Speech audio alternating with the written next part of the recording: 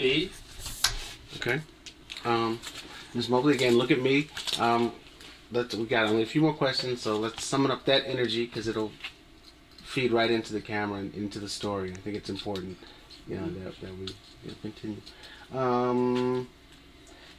If everybody has a job to do, while we're here on Earth, everybody has a job to do. What was Emmett's job? Come on now. Emmett was 14 years old when his life was taken. That is not a good question. A better question would be, if he got to live his life, what do you think he would have grown up to become? Let me know in the comments what you think about that.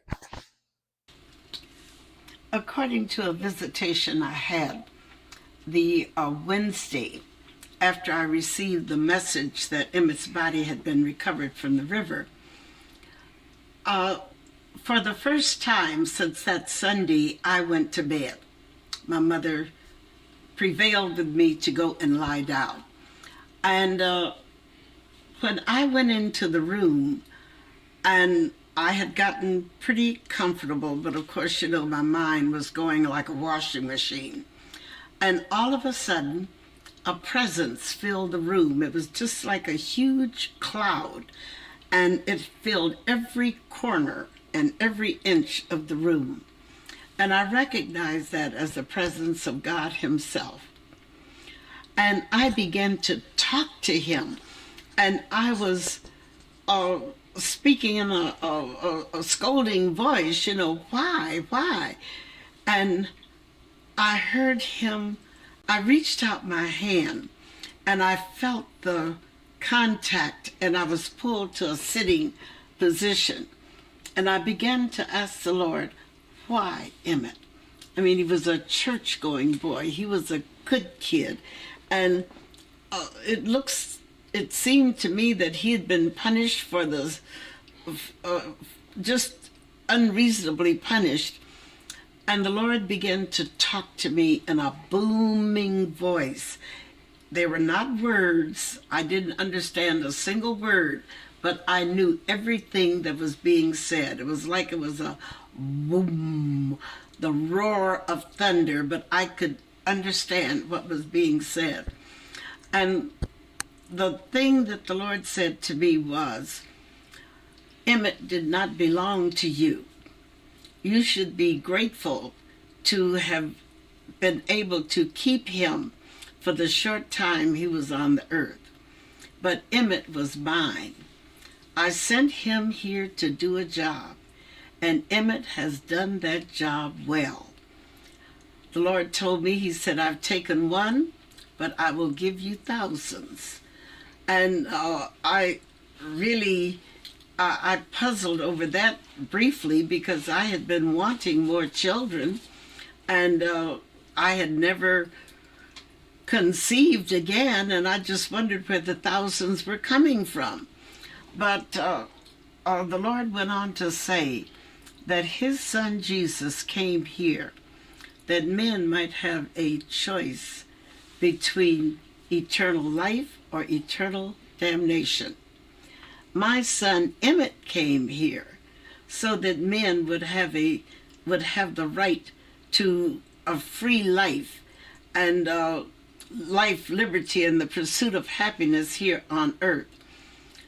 And he said, Emmett has done his job, and now it's up to you to do your job. And I drew back. I was very upset about having a job to do. I thought I had already done a job. Let me know in the comments, what exactly do you feel that your job is to do here on earth?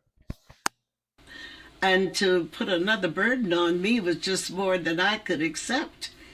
But he continued to talk to me, and I continued to listen. And I remember when the little dove told me, all you have to do is obey. And I decided that I would be obedient to the voice of the Lord. I knew who I was talking to. And when the conversation closed, I could feel the grip on my hand easing. And as it eased, I went back upon the pillow and I went sound asleep. I didn't wake up until late the next morning, and my mother came in the room and began to call me because she didn't know if I'd had a heart attack and died or what.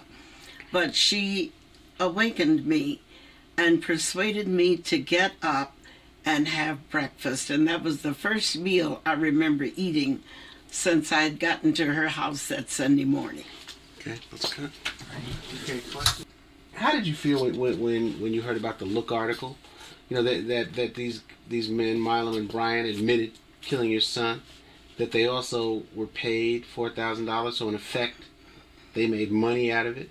You know, how did you feel? To tell you the truth, I was so far removed from Milam and Bryant until I really had no reaction. It was as if my mind was a giant blackboard and someone had taken an eraser and just erased all traces of Milam and Bryant from my mind. I looked at it, I didn't really react to it, and it was just something that should not have happened, but it did, and what was I going to do about it? Nothing at all. I didn't waste any time fretting over that. Mm-hmm. What's the lesson to be learned for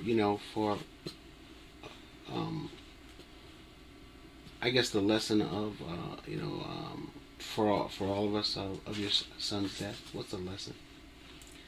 I think the Lord had Emmett to take on the looks of racial hatred. We know it's an ugly thing, but we didn't know how ugly it was until Emmett became the embodiment of race hatred. And when we saw that, it was something that we wanted to avoid. We didn't want to go in that direction at all. It was frightful. And I think that just as Jesus became sin and his Father turned away from him, Jesus in his agony called out and said, my God, why hast thou forsaken me?" And it was because God could not look on sin. And when Emmett became the personification of race hatred, which is a sinful thing, again, it was too horrid to look at. People could not look at it and come away as if nothing had happened. It had to leave an indelible impression upon whoever viewed him. And I just, with that in mind, knowing that race hatred is something we've got to get rid of. We cannot afford to live in a world that is torn with race hatred. And we can even look right now over in Jerusalem and see what is happening. Okay, let's cut, because we're not going to, we can't, it was... And this is just about it, okay? So, what did your son's death and the whole case, what did it say to black people? It said to black people that we can no longer go along with. I want you to do the same thing. Answer that question in the comments. What did the murder of Emmett Till say to you? Customs as they are and grin and bear it. We have got to shake these shackles off. We've got to stand up. We've got to be men and women. And when the pressure, when people begin to oppress us, we have to resist. We cannot take this sitting down, lying down, running and crying. It's time to get up and do. And Emmett's death was the opening of the civil rights movement. He became not only the impetus for the civil rights movement, but he was the sacrificial lamb of the movement. And when people saw what had happened to my son, men stood up who had never stood up before. People became vocal who had never vocalized before. And people decided that they were going to shake the shackles of intimidation. They weren't going to live this way any longer. And there was even a group that was forming to go to Mississippi and fight for a life, for a normal lifestyle. I understand that they were discouraged somewhat. I don't know whether they sent out troops or what, but they were blocked. They never made it to Mississippi. But it was with this in mind that I was able to do some of the things I did, because I knew that if they killed me, the men in Chicago, Illinois, if nowhere else, would rise up to fight for me. And this gave me the courage to go ahead and do some of the things that I did. Mm-hmm. That's cut. Okay. I want to go back to the trial, and this doesn't have to be a long answer, but I think we might be able to. I think it's important. You didn't stay in Sumner. You didn't stay in Greenwood. You stayed in Mound Bayou. Can you tell me what Mound Bayou was and why you stayed there? I stayed in Mound Bayou because it was an all-black town. And there was a doctor there by the name of T.R.M. Howard. He was revered in that particular part of the country. And no white people would come into Mound Bayou because they were afraid of the black people there. Dr. Howard was, he had a clinic and a hospital in Mound Bayou. And he was really looked up to. He was appreciated. He was revered. And his house was something that you would think about in one of the women's magazines. It was a beautiful place. It was very spacious. And he had one armed guard that I saw. I don't know how many more. But this was an elderly man who carried a shotgun. And ever so often he would make an appearance around that house. And but it was our impression that there were many more people surrounding the house to make sure that no one attempted to do us bodily harm while we were there.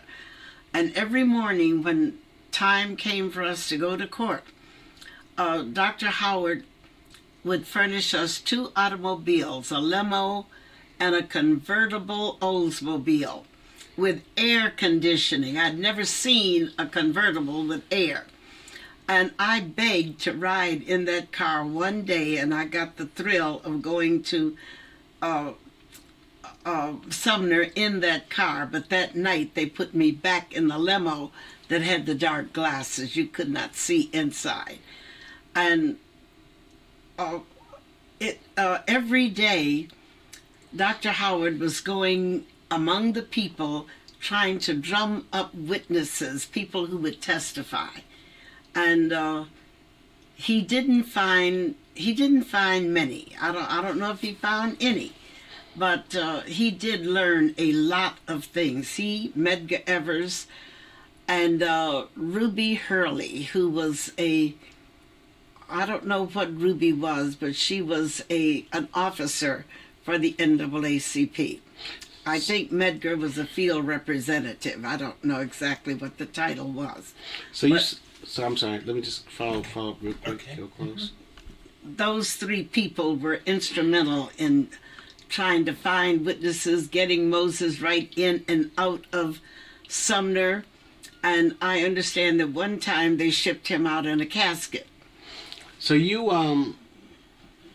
felt safe. I felt safe in Mound Bayou, yes. Let me ask you again, because I was still talking over. My voices kind of merged. So you felt safe in Mound Bayou? Yes, I did. I knew that with the armed guards and with the people looking out for Dr. Howard and for his guest, I felt that I would be safe. Okay, cut. And you heard that they smuggled me there one time. Okay, this is one song. You have just listened to part 3 of Mamie Till. They say the Lord works in mysterious ways. So tell me your thoughts about that in the comments below.